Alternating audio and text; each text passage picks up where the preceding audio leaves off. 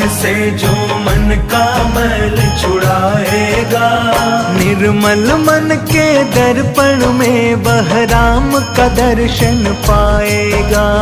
निर्मल मन के दर्पण में वह राम का दर्शन पाएगा। राम नाम के साबुन से